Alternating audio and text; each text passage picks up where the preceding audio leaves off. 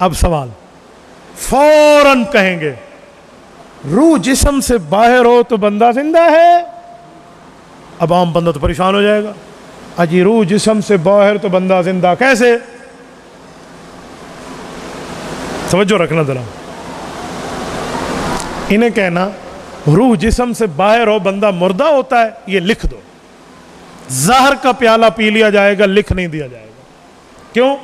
اگر یہ لکھ دینا کہ روح جسم سے باہر ہے, میں ابھی قرآن کریم پڑھتا ہوں, سورت نمبر 39 سورت زمر آیت نمبر 42.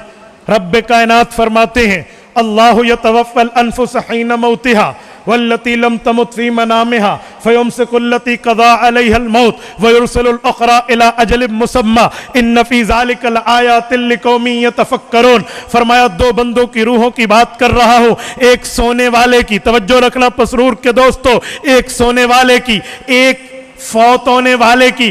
فرمایا نیند کے وقت سونے والے کی روح نکال لیتا ہوں, اپنے پاس رکھ لیتا ہوں.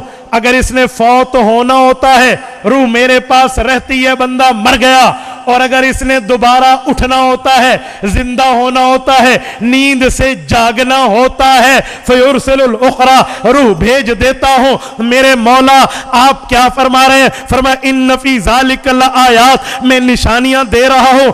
اللہ کس کو؟ لقوم, ایسے لوگوں کو, یتفکرون, جن میں عقل ہے, تدبر ہے, غور ہے, فکر ہے, جن کا دماغ کام کر رہا ہے. ان دماغ والوں کو میں سمجھا رہا ہوں کہ نیند کے وقت, سوتے وقت, نیند کی حالت میں روح جسم میں نہیں ہوتی. یہ کون کہہ رہا ہے, میں یا قرآن کہہ رہا ہے؟ نیند والے کی نیند کے وقت, سونے والے کی سونے کے وقت, دوران نیند روح جسم میں بولیے بولیے نہیں ہوتی. سورت زمر آیت نمبر 39. انہیں کہو اگر روح جسم سے باہر ہو بندہ مردہ ہے, ناراض نہ ہونا. جب آپ کے ابو جی سو جائیں تو اماں جان کو کہہ دو اماں عدت میں بیٹھ جاؤ, کیونکہ قرآن کہتا ہے سونے والے کی روح نکل گئی ہے.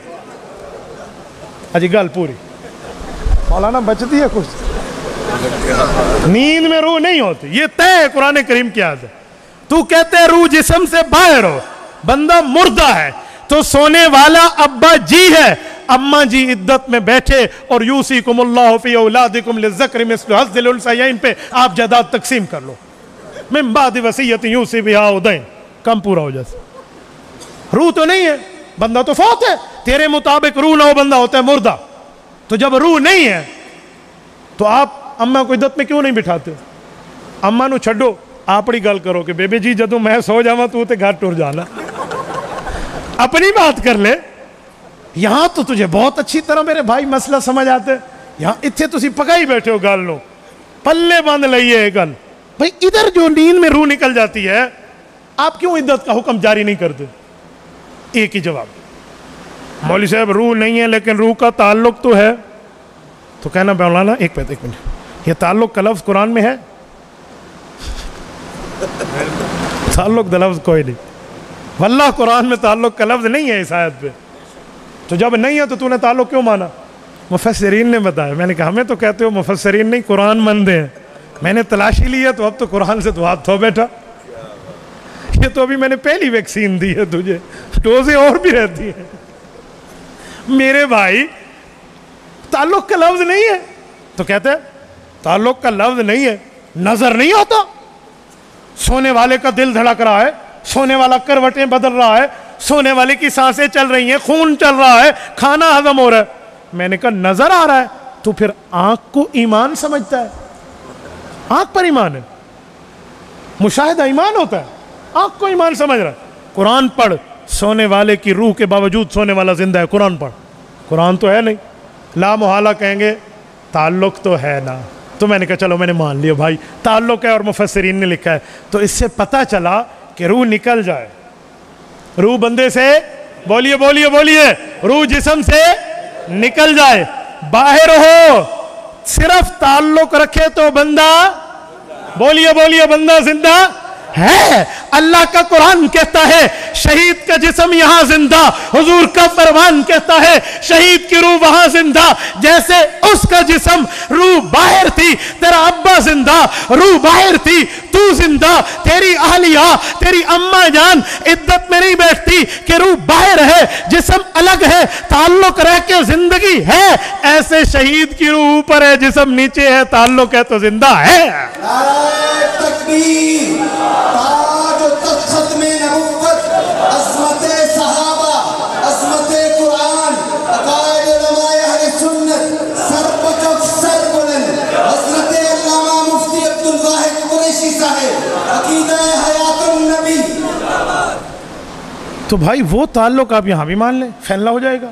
ہم نے تو کوئی مسئلہ نہیں کیا، ہم تو کہہ رہے ہیں رسول پاک کا فرمان میری سر آنکھوں پہ۔ اب اگلی بات،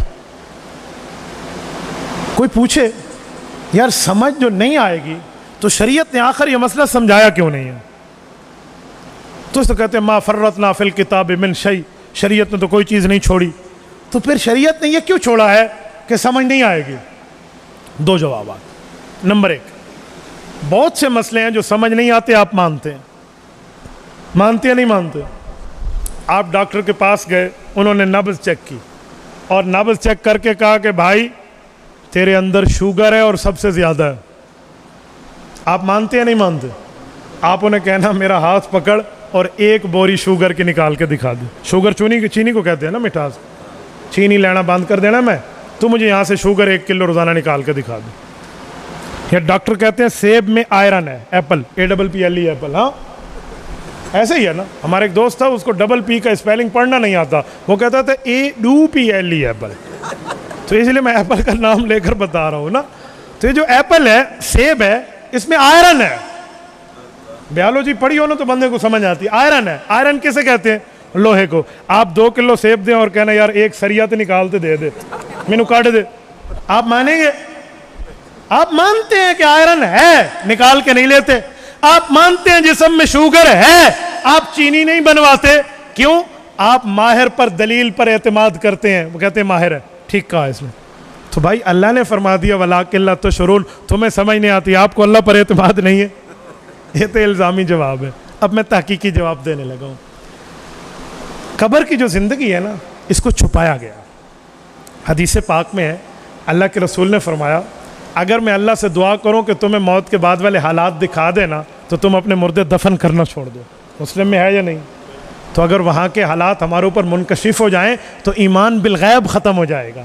اسی وجہ سے کبھی کبھار کسی پر کشف کرامت میں ظاہر ہو جائے تو وہ کوئی جو ہے نا لازمی بات نہیں ہے، لیکن عام طور پہ چیزیں چھپی ہوئی ہیں، اس لیے نہیں بتایا جاتا۔ تو ایک شخص سے ہماری بات ہوئی، وہ مجھے مماتی صاحب کہنے لگے کہ مفتی صاحب میں پڑھا لکھا بندہ ہوں، مجھے سب چیز سمجھ آتی ہے، تو مجھے بتا ذرا سمجھا دے کیسے ہے، میں بات مان جاؤں گا۔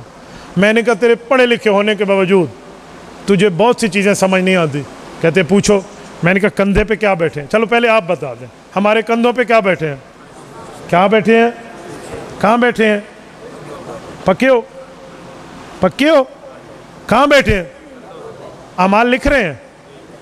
نہیں لکھ رہے، کندھے پہ بیٹھے ہیں، اوپر قمیض آ گئی، ان کا پینسل اندر چھپ گیا، کیسے لکھ رہے ہیں؟ مجھے سمجھا کے دکھاؤ۔ سمجھائیں، میں کندھے پہ ہے نا، قمیض پہ تو نہیں ہے، یا تو کہو قمیض پہ ہے، نس گئی، اگر کہتے کندھے پہ ہیں لکھائی پڑھائی گئی۔ دوستو ایک بندہ کندھے تے ہوئے تھے اتنے آ ونجے قمیض۔ پھر بچوں کو یہاں اللہ کے رسول نے نہیں بٹھایا۔ حضرت امامہ رضی اللہ عنہ حضور پاک علیہ السلام کی نواسی، حضرت امامہ بیٹھی ہیں، حضرت حسنین بیٹھے ہیں، نعم الراکبان حضرت عمر فاروق رضی اللہ عنہ کی حدیث موجود ہے۔ تو جب بچے کو باپ اپنے کندھے پہ بٹھا لیتے ہیں تو فرشتہ کہاں جاتا ہے؟ بتا، اگر تو کہتے اتر کے کمر پہ آ جاتے ہیں تو کندھے والی حدیث گئی، پھر کمر علی لایا۔ اچھا اگلی بات، آپ جب غسل کرتے ہیں شاور کے نیچے اوپر سے پانی آ رہا ہوتا ہے، فرشتہ کہاں جاتا ہے؟ یا تو کہو فرشتہ سج جاندے بے انہوں پانی پہ جاندے، گیلا ہو جاتے ہیں، آپ کہیں گے بھی پس ویندے بیچارہ اتنے پانی آ ویندے، کہاں جاتے ہیں؟ اچھا چلو، ایک بندے نے کہا غسل خانے میں فرشتے باہر ٹھہر جاتے ہیں، میں نے کہا میں مان گیا، دریا میں جب تیراکی کرتے ہیں پھر کہاں جاتے ہیں؟ چل رہا ہے، سارے کو الٹرنیٹ موجود ہے، دریا میں جب تیراکی ہوتی ہے स्विमिंग पूल में होती है, नहर में होती है। आपके यहाँ हम गुजरे, मौलाना ने कहा बहुत बड़ी नहर है, रावी से आ रही है। मैंने कहा रावी तो सुक्का हुआ है, तुझे कहते नहर बड़ी है। अच्छा रावी जा रही है, ठीक है। तो बहरहाल ये नहर में जब बंदा नहाता है तब तो फरिश्ते बाहर नहीं ठहरते ना, वॉशरूम में बाहर आ जाते हैं। तो नहर का नहाना, स्विमिंग पूल का नहाना, दरियाओं समंदर का नहाना, फिर फरिश्ते कहाँ जाते? अच्छा छड़ यार, और गल कर दे, उल्टा लटका कर पुलिस वाले तफ्तीश करते हैं, अल्लाह महफूज फरमाए। जदू उल्टा लटका लेंदे पुलिस वाले, फरिश्ते भी लटके हुए होंगे ने, मैंने समझा दे। तो वो बंदा मुझे कहने लगा जी मैं तो नहीं समझा सकता, ये तो कुदरत की बातें हैं। तो मैंने कहा जब अपने कंधे पे बैठे दो फरिश्तों की उठना बैठना तो मुझे नहीं समझा सकता, लिखना पढ़ना नहीं समझा सकता, हम कब्र आखिरत की बातें तुझे समझाते फिरे। जी जिसको रब ने फरमाया समझ नहीं आएगी मानो, बस नहीं आएगी मानो ना, हमारी बहस नजरिया ही नहीं है।